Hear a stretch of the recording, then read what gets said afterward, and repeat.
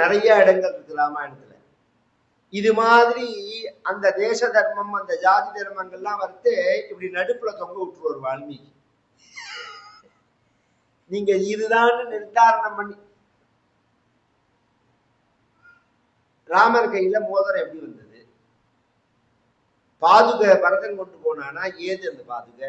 இது மாதிரி எல்லாம் சில கேள்விகள். பாதுகை எல்லாம் பரதன் தான் கொண்டு போனான். ஏன்னா பாதுகை ஹேம பூஷித்தேன்னு இருக்காங்க, தங்கமயமான பாதுகைன்னு. இதெல்லாம் நிறைய பேர் கொஸ்டின் பண்ணுவாங்க. எல்லாருக்கும் பதில் ராமாயணத்துல இருக்கு.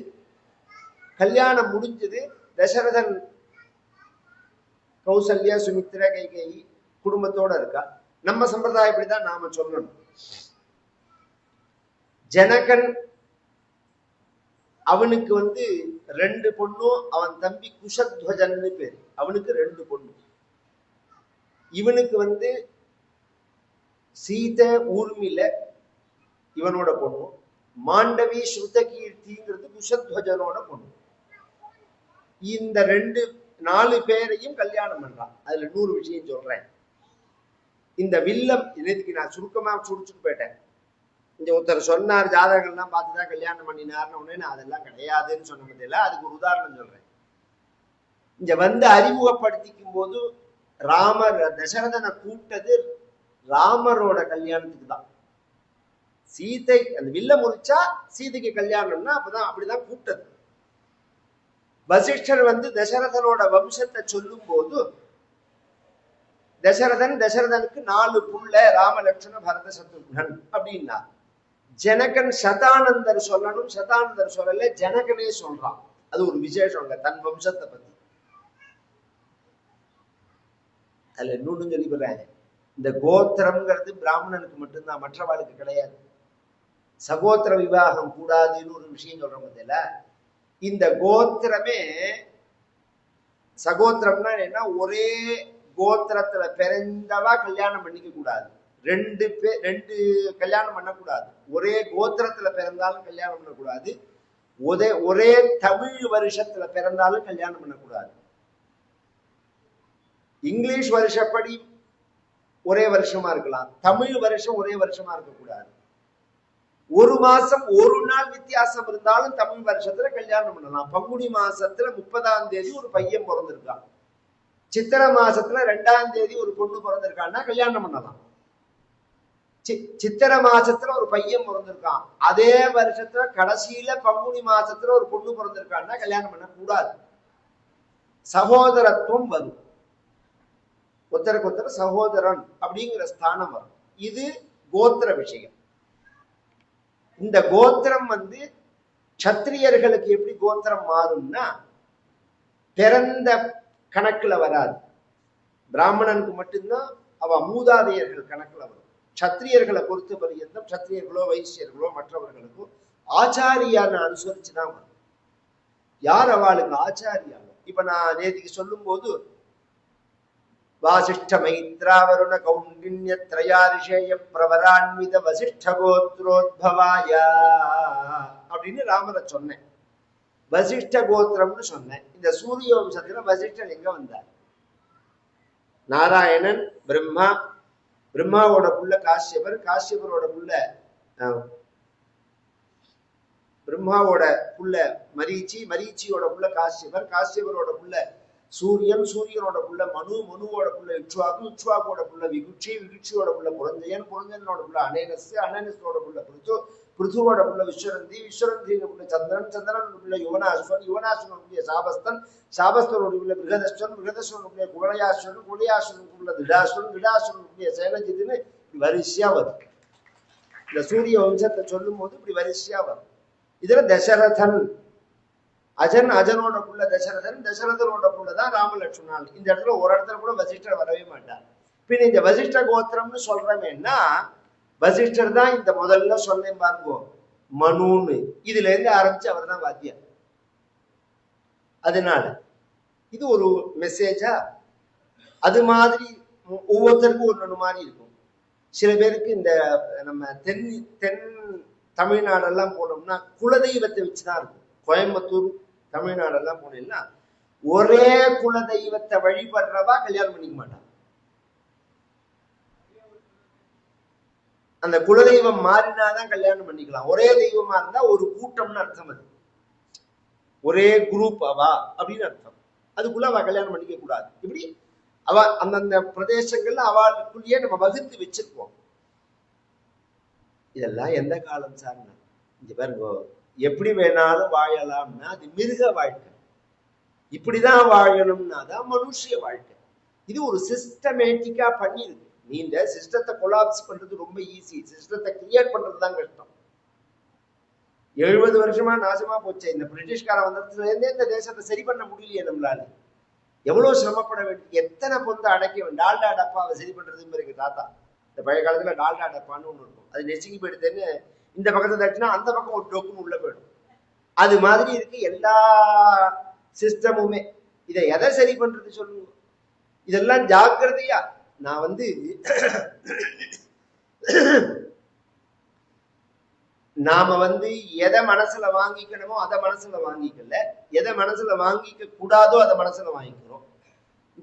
இந்த பிராமணர்கள் அப்படின்னு எடுத்துட்டா, இதுல பிராமணால ஸ்மார்த்தால எடுத்துட்டோம்னா மிருகச்சரணம்னோ வடமானோ வாத்தியமானோ அஷ்டசகசிரம்னோ சோழியானோ, வைஷ்ணவால எடுத்துட்டோம்னா பாஞ்சராத்திரம்னோ தென்கலைனோ வடகலைனோ, இந்த பிரிவெல்லாம் இருக்கு பத்தியெல்லாம். இதெல்லாம் தான் சமஞ்சசப்படுத்திக்கலாம் நம்ம. இப்ப பாரத்வாஜ கோத்திரம்னு இருக்கு. பாரத்வாஜ கோத்திரம் வடகலையில உள்ள ஐயங்கார்ட்டையும் இருக்கு, தென்கலையில உள்ள ஐயங்கார்ட்டையும் இருக்கு, மிருகச்சரணத்துல உள்ள பிராமணால்ட்டையும் இருக்கு, வாத்திம பிராமணால்ட்டையும் இருக்கு, தெலுங்கு பிராமணால்ட்டையும் இருக்கு.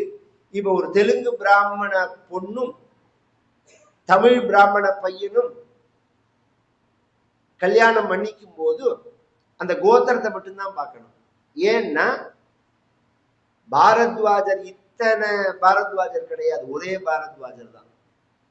இப்ப என்ன தெலுங்கு பாரத்வாஜர், ஐயங்கார் பாரத்வாஜர், ஐயர் பாரத்வாஜர் இருந்தாரா என்ன? அப்படிலாம் கிடையாது. அதெல்லாம் பின்னாடி சம்பிரதாயம். அப்ப நாம அந்த நம்மளோட இப்ப அதை எப்படி மெர்ஜ் ஆயிடுச்சோ அதுக்கு தகுந்த மாதிரி அனுசரிச்சுக்கலாம். கோத்திரத்தை மாத்த முடியாது. எதை நம்ம புடிச்சுக்கணும், எதை விடணுங்கிறத மனசுல வாங்கிக்கணும். நாம என்ன பண்றோம்னா எதை புடிச்சுக்கணுமோ அதை விட்டுட்டோம், எதை விடணுமோ அதை புடிச்சுட்டு நிற்கிறோம். வரட்டு புடிவாதமா. குழந்தைகள் கல்யாணத்துல இத்தனை விஷயம் இருக்கு நாம கவனிக்க வேண்டியது. இங்க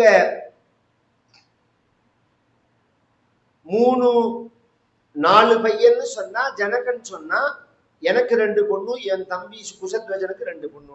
இந்த விஸ்வாமித்திரர் தானே மீடியேட்டர். இங்க 4 புள்ள, அங்க 4 பொண்ணு. ஜனகா 4 பேருக்கும் கல்யாணம் பண்ணு. அந்த ஸ்பாட்ல கல்யாணத்துக்கு முத நாள் தீர்மானம். கல்யாணத்துக்கு முத நாள் தான் பரத லட்சுமண சத்ருகுணானுக்கே தீர்மானம். கல்யாணம் நாளைக்கு. இப்படி சொன்னா யாராவது கல்யாணம் பண்ணிப்பால? நாளைக்கு உனக்கு கல்யாணம் பண்ணிக்கோன்னு சொன்னா பண்ணிப்பால? அப்படி பண்ணிட்ட தேசம். அதுக்காக சொல்ல பெரியவா சொன்னா கேட்கணும். நான் இன்னைக்கு அதெல்லாம் இன்னைக்கு கிடையாது. பெரியவாலே சம்பந்தப்பட முடியாது. என்ன கேட்டா அது ரொம்ப நல்லதுன்னு. இடம் போனா என்ன, வளம் போனா என்ன, மேல விழுந்து புடுங்காம போனா சரின்னு ஒரு வழி உண்டு. நரி இடம் போனா என்ன, வளம் போனா என்னங்கிற மாதிரி இந்த கல்யாண விஷயத்துல நீங்க சம்மந்தப்படாம இருந்தேன்னா பெரிய சௌகரியம் என்னன்னா, நாளைக்கு பொழுது விடிஞ்சா பஞ்சாயத்துக்கு நம்மளை கூப்பிட மாட்டான்.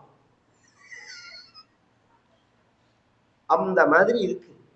இப்படி பார்க்கணுங்கிற அப்படி பார்க்கணும்னா அவன் தான் தீர்மானம் பண்றான். தீர்மானம் பண்ணின உடனே நம்ம யோஜனை பண்ணு, அவசரப்படாதேன்னு நாம சொல்றோம்னு வச்சுக்கோங்களேன். இவ கதை சொல்லும் போது பொதுவான விஷயத்தை பேசும்போது இதெல்லாம் தீட்சிதரோட எக்ஸ்பீரியன்ஸ் நினைச்சுடாதீங்க. எங்க குடும்பத்துல எல்லாம் அந்த பழக்கங்கள் எல்லாமே கிடையாது. இன்னி பரியந்தம் நாங்க சொல்றதுதான் தீர்மானம். நாங்களும் நிர்பந்தப்படுத்த மாட்டோம். ஆனா நாங்க பண்ணின காரியம் என்னன்னா, இதுக்கு முன்னாடி ஜெனரேஷன்லாம் ரொம்ப சாஸ்திரப்படி கல்யாணம் பண்ணினோம், கன்னிகாதானம். இப்ப பண்ண முடியலங்கிறதேவே நான் என் குழந்தைகளுக்கு எல்லாம் வர தேவை. அந்த குழந்தைகள் 10வது 11வது படிக்கும் போதே அந்த குழந்தைகளை பேசி வச்சுட்டாங்க. இந்த பையனுக்கு இந்த பொண்ணு அப்படின்னு அவள்கிட்ட பேசிட்டு காலேஜ் முடிச்சதுக்கு அப்புறம் தான் நான் கல்யாணம் பண்ணினது. அதுக்குள்ள என்ன வேணாலும் புரிஞ்சு போயிடும். இது புரிஞ்சிருக்கா புரியலையா, சரியா வருமா வராதா எல்லாம் தெரிஞ்சு போயிடும் நமக்கு. இப்ப திடுதிப்புன்னு கல்யாணம் பண்றதுதான் பிரச்சனையா போறது. ரெண்டாவது அந்த குழந்தைகளா இருக்கும்போது காமங்கள்லாம் கிடையாது. பெரியவா சொன்னதை கேட்பா, சௌக்கியமா இருப்பா. அதுதான் அடிப்படை விஷயம்.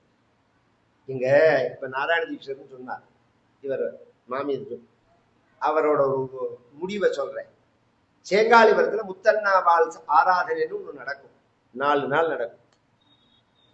அந்த ஆராதனை ஆரம்பிச்ச உடனே பனங்குடியிலேருந்து ஒரு மாமா வந்திருந்தார். கல்யாணம் சம்திங் ஏதோ பேர், சுந்தரேஸ்வரர் ஏதோ பேர். அவர் சும்மா வரமாட்டாரோ, அவருக்கு 8 வயசுல ஒரு பொண்ணு, அந்த பொண்ணை அழிச்சுட்டு வந்திருந்தார். வந்த உடனே எங்க தாத்தா கேட்டா, குழந்தை யாருன்னா, என்னோட பொண்ணுன்னா. எங்க தாத்தாவுக்கு ஒரு தம்பி ஆஞ்சநேய தீட்சிதர்னு பேரு, அவருக்கு ஒரு பையன் அத்துரபதினு பேரு. அவர் இப்ப இல்ல. தாத்தா சொன்னா, தம்பி பிள்ளைக்கு கொடுத்துடலாமே இவளை அப்படின்னா. வேற எது கோத்திரமே வேற, எங்களுக்கே தெரியும், பந்துக்கள். உடனே பஞ்சாங்கத்தை கொண்டாடினா கொண்டு வந்தா, நாளைக்கு நல்ல முகூர்த்தம் இருக்குன்னார் தாத்தா. நாளைக்கு நல்ல முகூர்த்தமா இருக்கு, நாளைக்கு கல்யாணம். அவர் சொன்னார், அவர் ஆராதனையை தரிசனம் பண்ண வந்திருக்கார். நான் 2-3 விஷயம் சொல்லிப்படுறேன். நான் ஒண்ணுமே ப்ரிப்பேரா இல்லை கல்யாணத்துக்கு. 2வது, எங்க அம்மா வயசான அம்மா இருக்கா, எங்க மாமி இருக்கா, பனங்குடியில இருக்கா, அவள்கிட்ட நான் கேட்டுன்னு தான் இதுக்கு நான் அபிப்பிராயம் சொல்ல முடியும் கல்யாணம்னு. ஒன்னே அப்படிதானே, அதெல்லாம் ஒண்ணுமே தப்பே இல்லை, அவசியம் கேளுங்கோ. நான் ஒரு வண்டி கட்டி விடுறேன், நேர பனங்குடி போங்கோ. எங்கிட்ட ப்ரிப்பேரா என்ன ப்ரிப்பேரா வேணும்னு கேட்டா தாத்தா. இந்த உற்சவத்துக்கு பந்தல் போட்டிருக்கு, வாழைமரம் கட்டியிருக்கு, மேலக்காரன் வந்திருக்கா, சமயக்காரா ராஜகோமன்னா உடையாளம் சமயக்காரா குரூப் சமைச்சுட்டு இருக்கா. தினம் 150-200 பேர் சாப்பிட்றா. மாலை சொல்லணும், முகூர்த்த புடவை வேஷ்டி கையில நான் வச்சிருக்கேன். இதோ எங்க பெரியப்பா ராமன் தீட்சிதர்னு பேரு. இப்ப ராமன் அனுப்பிச்சு நம்ம சக்கரபாணின்னு ஒருத்தர் கும்பகோணத்துல உண்டு, ஜுவல்லரின்னு. இந்த கும்பகோணம் தெரிஞ்சவாளுக்கு தெரியாது, செட்டியார், அவர் வயசானவர். அவர்கிட்ட போய் கையோட ஒரு திருமங்கல்யம் வாங்கிட்டு வர சொல்றேன். இந்த திருமங்கல்யம் மட்டும்தான் வாங்கணும். இப்படி திடுதுப்புன்னு என்னை போட்டு மேல மேல பேசாதீங்கோ. நான் ஒரு நிமிஷம் போய் நான் எங்க மனைவி ஒரு நிமிஷம் நான் சொல்றதை கேளு போலேன்னா. என்ன, நான் வண்டி கட்டி விடுறேன், நீங்க போய் கேட்டுட்டு வாங்கோ, சாத்திரி வந்துருங்கோ, இந்த பொண்ணை இங்க விட்டுட்டு போயிடுங்க. எதுக்குன்னா, நீங்க நாளை காலத்தால வந்துட்டேன்னா நீங்க கல்யாணம் பண்ணி கொடுக்கலாம், இல்லைன்னா வேற ஒருத்தர் கல்யாணம் பண்ணி கொடுப்பா, கல்யாணம் ஆயிடும்ட்டா. நீங்க வந்தேன்னா நீங்க கல்யாணம் பண்ணி கொடுக்க, மிரட்டெல்லாம் இல்லை, அவ்வளவு உரிமை எடுத்துப்பா. அப்படி நடந்ததுதான் எங்க சித்தி கல்யாணம். 5 குழந்தைகள் பத்தி, குழந்தைகள்லாம் சௌக்கியமா இருந்து, எல்லாரும் சௌக்கியமா தானே இருந்தா. இதுவாது தேவையில்லை. எனக்கு நான் படிச்சுட்டு இருக்கேன், அல்லூர்ல சாஸ்திரம் வாய்ச்சுட்டு இருக்கேன். எங்க வெள்ளிக்கிழமை அன்னைக்கு எங்க அப்பா போன் பண்றார், உனக்கு திங்கக்கிழமை கல்யாணம், கிளம்பி வான்னு. அப்படியே நடந்தது. இன்னைக்கு சொல்லுவாரு, திங்கக்கிழமை வெள்ளிக்கிழமை போன் பண்றாரு காத்தால 10 மணிக்கு, உனக்கு திங்கக்கிழமை கல்யாணம், கிளம்பி வா அப்படின்னு.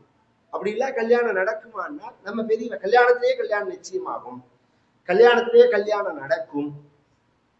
சாஸ்திரத்துக்கு முக்கியத்துவம் கொடுத்தா, தர்மத்துக்கு முக்கியத்துவம் கொடுத்தா, அதனுடைய அடிப்படையில சௌக்கியமா இருந்தா, நாம இன்னைக்குமே அதை ஃபாலோ பண்ற ஒரு குரூப் எல்லாம் இருக்கு.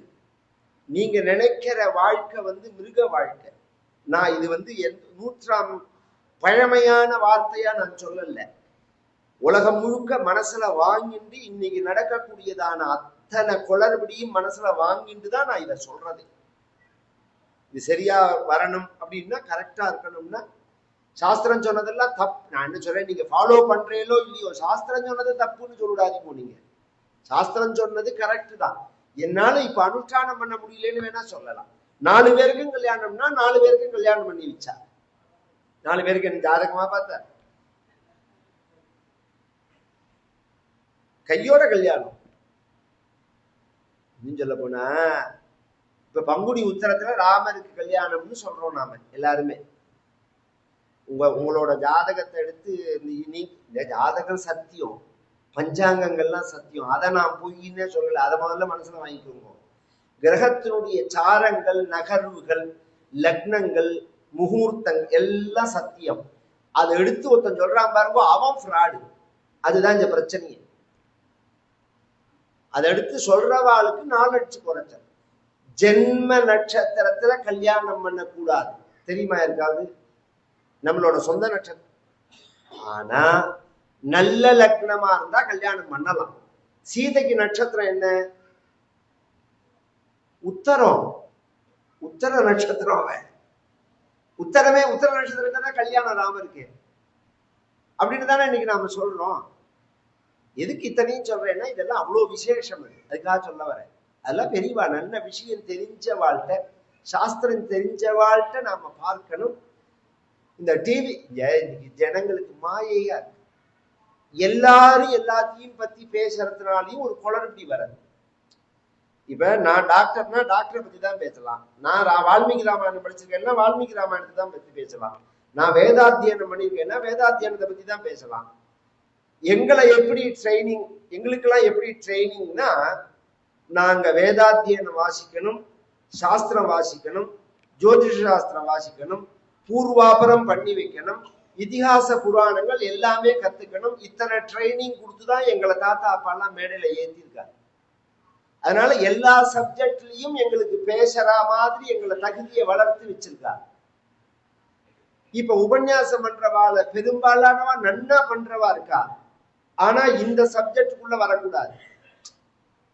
இந்த சப்ஜெக்டுக்குள்ள வந்து இந்த ராமாயண நவாகம் இருக்குதுல்ல, இது விதிவத்தா பண்றது இங்க நடந்துட்டு இருக்கு. இப்ப வடகுடியில கிருஷ்ண பிரேமி அண்ணாவை வச்சு 2004 ஒரு ராமாயண நவாகம் நடந்தது. நான் பண்ண என் தம்பிக்கு சோமையாக நடந்தது கேசவ தீட்சிதருக்கு. நான் ஆரம்பிக்கிறதே முதல் நாளைக்கு அண்ணாட்ட சொன்னேன். மகாத்மியம் முடிஞ்ச உடனே அண்ணா எப்படி சொல்றேனோ அப்படி நவாகம் பண்றோம் அப்படின்னாரு அவர். ஏன்னு உங்க தாத்தா எப்படி பண்ணுவாரோ அப்படி பண்ணுனாரு. உங்க ஆத்துல உங்க தாத்தா எப்படி பண்ணு, அதுதான் கரெக்ட். நாம பக்திக்காக நாம அப்படி சுலபமாக்கி கொடுத்துருக்கமே தவிர, நம்மாத்துல பண்ணும் போது உங்க தாத்தா எப்படி, ஏன்னா இதுக்கு வைதீகமா பண்ணணும், பூர்வாங்கங்கள்லாம் உண்டு, நாந்தீஸ்வரார்த்தங்கள்லாம் உண்டு. கடைசி நாளைக்கு நவாகத்துல 4 வகையான மந்திரத்தினால ஹோமம் உண்டு. ராம மந்திரம் 4 வகையான மந்திரத்தினால ஹோமம் உண்டு. இத்தனை பண்ணி நவாகம் பண்ணணும்னு இருக்கு. அண்ணா அப்படியே சொல்லிட்டாரு, உங்க அந்த சாஸ்திரப்படிதான் நம்மாத்துல பண்ற பழக்கம், நீ அப்படியே பண்ணு அப்படின்னா. நாம பேசும்போது இன்னைக்கு கதையில மேடை ஏறி பேசுறவ அத்தனை பேரும் கதையை சொல்லுங்கோ, தமிழ் மக்களோட மனித தர்மங்களை சொல்லுங்கோ. அதெல்லாம் நான் அபிப்பிராயமே சொல்லல. இந்த சிரார்த்தங்கிறது கல்யாணம் இதெல்லாம் பத்தி பேசாதீங்க, அபிப்பிராயம் சொல்லாதீங்க. ஏன்னா ஜனங்களை குழப்பாதீங்க. ஒருத்தர் சொன்னாரு, என்கிட்ட வந்து கேட்கிறாரு கயா சிரார்த்தம், அப்புறம் வருஷம் சிரார்த்தம் பண்ண வேண்டாமான்னு சொல்றாரு ஒருத்தர். கதையெல்லாம் கரெக்டான்னு இதுக்கு நான் பதில் சொல்ல முடியுமா? சொல்ல. அதுக்கு என்ன பதில் சொல்லுங்க? 3 விஷயம் இருக்கு. ஜீவத்தோர் வாக்கியகாரணாத் பிரத்யப்தம் பூதிபோஜனாத் கயாயாம் பிண்டதானாச்ச திரிபிபுத்திரஸ்ய புத்திரதா. ஒரு புள்ளையா பிறந்தா 3 விஷயம் செஞ்சாதான் அவன் புள்ளேன்னு இருக்கு. ஜீவத்தோர் வாக்கியகாரணாத், உயிரோட இருக்கிற காலத்துல அப்பா அம்மா சொல்லப்படி நடந்துக்கணும். பிரத்யப்தம் பூதிபோஜனாத், வருஷம் சிரார்த்தம் பண்ணணும். நாம் உயிரோட இருக்கிற பிறந்தம் சிரார்த்தம் பண்ணணும், அவ இறந்த திதியில. கயாயாம் பிண்டதானாச்ச, வாழ்க்கையில ஒரு முறையாவது கயையில போய் அப்பா அம்மாவுக்கு பிண்டதானம் பண்ணிட்டு வரணும். இப்படி பண்ணினாதான் புள்ளன்னு இருக்கு. கயா சிரார்த்தம் பண்ணிட்டாலே சிரார்த்தம் பண்ண வேண்டாம்னு எங்கேயாவது இருக்கா?